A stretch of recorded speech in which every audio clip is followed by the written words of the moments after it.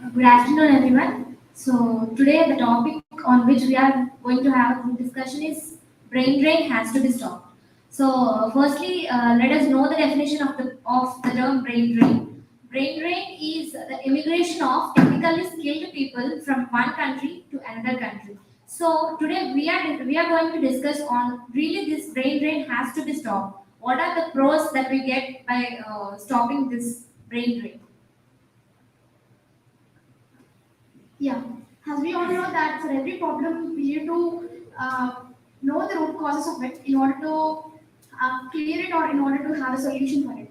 So the main reasons or few that I have noticed or about the brain drain or political thing, and then opportunities for the people in their countries, and the lack of practical implementation in the education, especially in the higher education, which leads to the people getting graduated with less skills. The main cause of brain drain is they have high wages and higher opportunities. So everyone thinks that they should be paid well for their skill. So in hometown they should not. They maybe have their salary or they are moving from their home country to another country to have a better life. There are so many pros and cons and loss of skilled people in home country.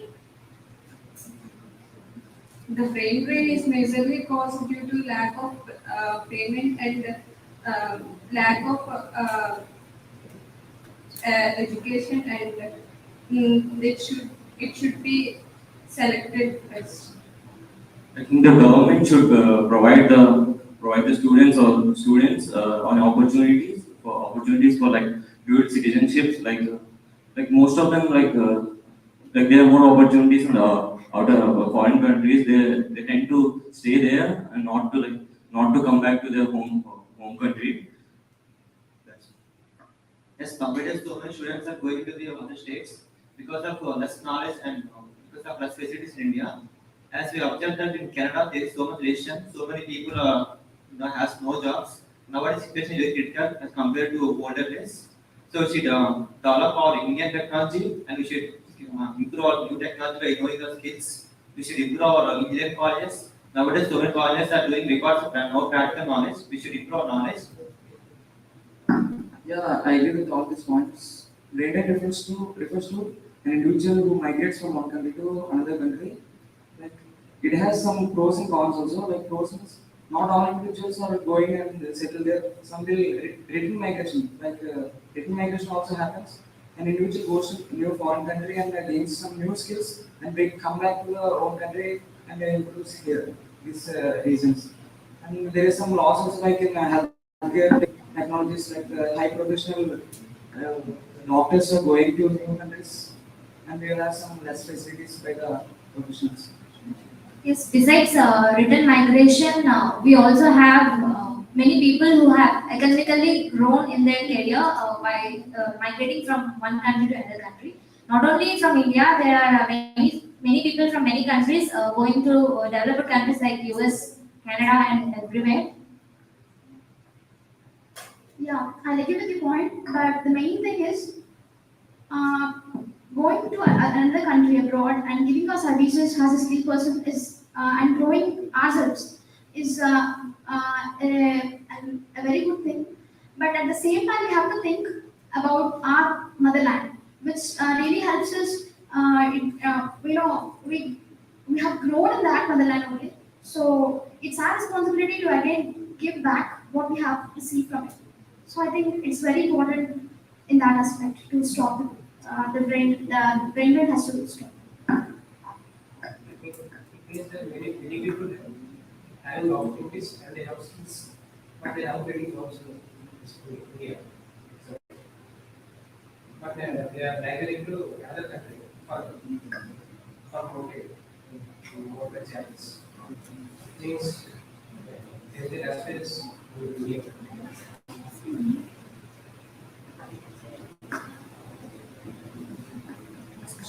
Yeah, I agree with the point.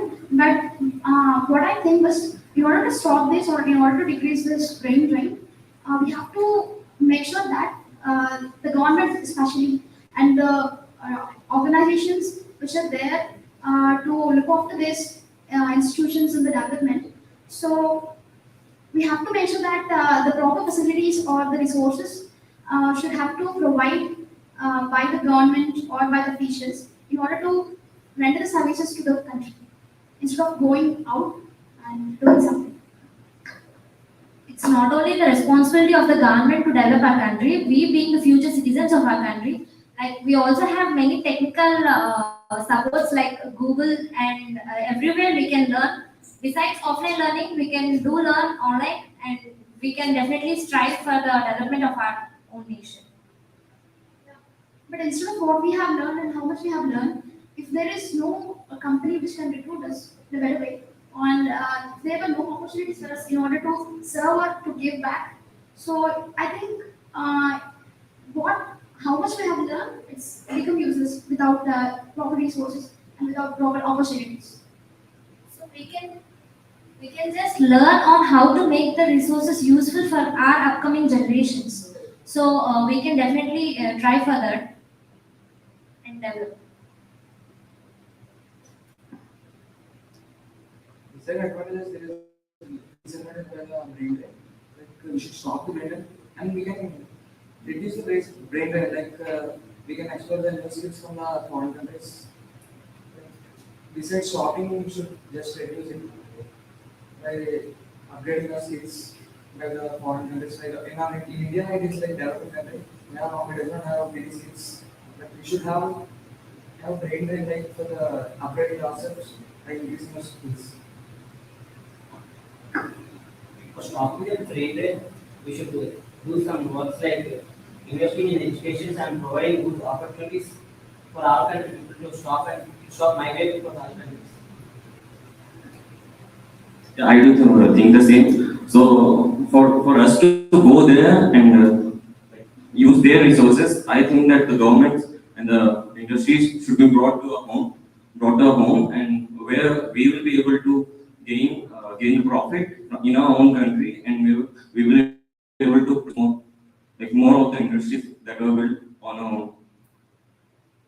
So we can conclude the discussion here saying brain drain has its own pros and also cons, but the majority goes with the disadvantage. So definitely brain drain has to be stopped.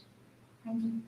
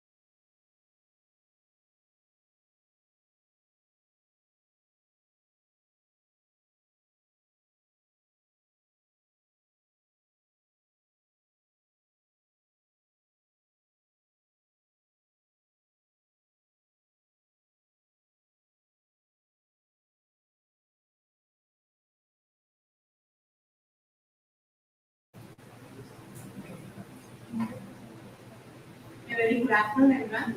Now we are going to discuss. We are now have performing a group discussion activity with a topic called open book exam. With a topic named as open book exam. Open book exam. I think open book exam will reduce the stress on the students. Means open book exam will improve the creative thinking, and there are also disadvantages with the open book exam. It involves more time management. If the person who is participating in an open book exam he is not able to manage his time, then he'll fail that exam. What do you think about it? I would like to add a point. Sushma. So, open book exam also enhances in increasing the means not to limit the knowledge of particular individual. Like if an individual want to implement something practically, if he prefers to multiple resources out there, with the internet, books, or any different materials, he can gain his knowledge and implement in a better way in the open book exam. So he can give his best results out there. Yes, I agree with this speech. Open book exam will always help to give the best of the student rather than a closed book exam. The closed book exam mainly increases the stress of a student who blindly come up with the solutions. Yeah, it does not depend on the memory and what you have studied, and it also depends on the ability to locate and maintain the time to search the answer. I think what we have studied the whole night or on the exam day before, we can learn more concepts while we are writing the exam. Open book exam cannot judge a student. Skills are cannot judge that how he is thinking. Open book exam, example, a teacher can't judge a student while he has have his skills or to develop something. If you take a topic in open book skills, we can search it. We can take it more reference when compared to other. While exam was running, we have some skills to develop a topic to show that they have skills better than others. I think it's a main disadvantage. Those cannot judge a student. I too agree with you, Dinesh. But open book exam becomes the student lazy and overconfident because we have answers before us that make us lazy. And one day preparation makes us lazy too. I think when we are searching, it is also a creativity. Example, we take a code. Uh, we have to execute 11 test cases. We have want to search a perfect code that we have to execute all the test cases. It's also creativity for searching. Not every site give you a perfect code. Some take it 2 days before I search a code. It's only tested in 7 or 8 cases and difficult to solve the code. Searching a In code some also. aspects only we have advantages. In some aspects we have more disadvantages with open book exams. As not only most, but in benefits is student get increase the critical thinking and problem solving things. While during this open book exam, student creatively improve their knowledge by in how many ways they solve the problem. But some of students misuse this chance by escaping in sometimes. My Yes, Bhavani, I agree with your point. Some students think about the exams. We are writing the exam in syllabus, and this is very easy to do. But some students have cheated the exam. They are not writing. They are going to exam hall. They are writing the exams by seeing the textbooks, notes, and etc. Some people doesn't have enough money to buy the good books, but they are not writing a good chance. They are not writing a good text about the answers, so they are suffering in overload. I disagree with someone who told that there will be increase in creativity levels and etc. By this open book exam, we can only increase our timeliness, only, but not knowledge. You are saying that someone will go through the syllabus and they will write the exam, but where the knowledge is gained, up to that time only, that exam time only, they will study on that book only. But after that exam, if you ask any question from it, he can't able to answer answer the question also.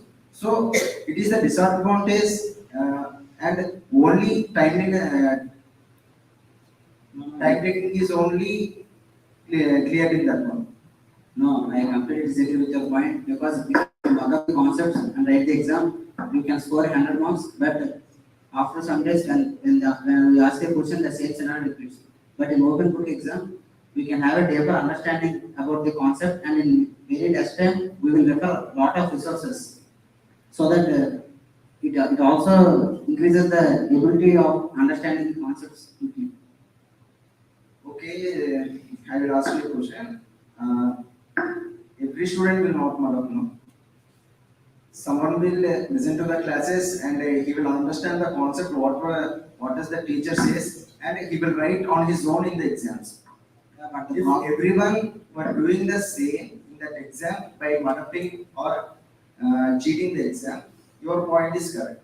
but the probability of the students who listen to the class and write the exam will be very less. Then we have to change it like that. Some of the students will write as their own, and some of these will do this open book exam. It is not correct in all aspects. I think so.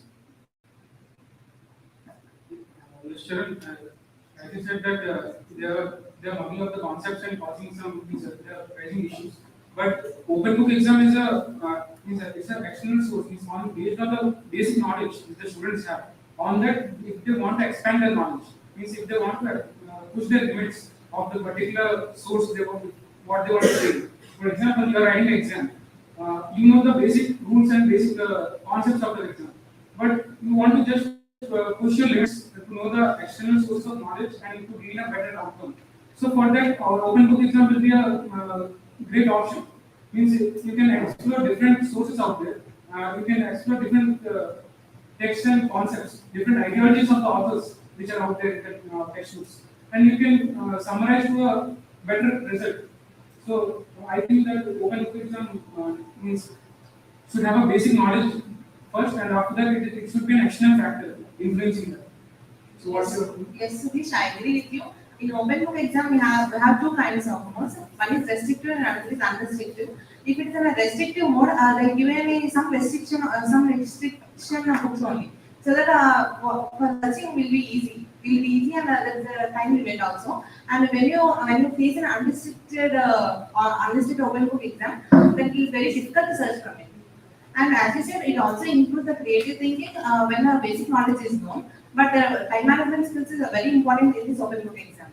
What is Yes, Sushma, I agree with your point. But students are getting the what questions are there in the question paper. They know about that topic. But not a closed book exam. There are some students learn from textbooks what teachers are saying in classrooms. They are learning about that. But only open book exam, there are only questions. What are there in the question bank? So they're not there. That's the way they open book exam is not up there. Yes, I agree with you. But in open book exam, there must be some restrictions, right? We will be having some basic knowledge of an art subject. Then only we have to go for an exam. Without any knowledge, we cannot go for any exam, right? But some students are think about exam is open book, so we are writing the not all the students were not doing like that. It means some people are going to gain some knowledge. Not all. Some people are getting some cheating also. But open book exam is most probably is popular at COVID. At COVID time, it was so popular open book exam. But on that time only, all the students was preferred that only. Yes, I agree. Closed book exam is a more difficult than open book exam. What do you say about that? Yes, but all topics are known to the student. Only what questions are there in the question paper, they are not in open case. Yes, it happens sometimes. But while coming to open book exam, everything in the question paper were not in the resources also. Sometimes we have to apply our brain to complete that task. Yeah, we have to analyze with the society and our surroundings to answer that problem. So I think these open book exams have advantages, but more than those advantages, there are so many disadvantages also for the students. So I conclude that open book exam is somewhat difficult, easy, but it is not up to the closed book exam. Thank you.